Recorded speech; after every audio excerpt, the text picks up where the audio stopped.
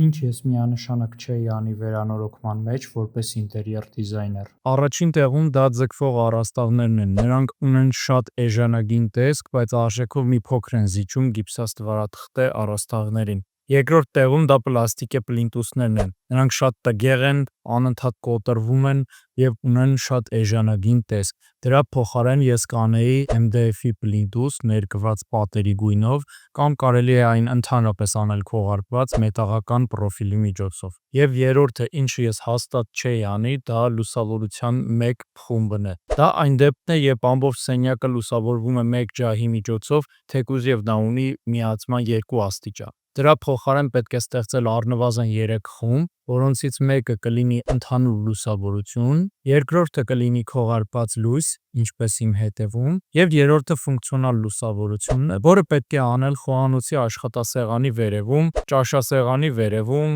և այլն։ Այս կետերը շատ աննշան կավելացնեն ձեր վերանորոգման բյուջեն, բայց կստանաք գեղեցիկ և որակյալ ինտերիեր, որը ուրախացնի ձեզ երկար տարիներ։ Պահպանեք այս վիդեոն չկորցնելու համար և բաժանորդագրվեք օգտակար նյութերը բաց չթողելու համար։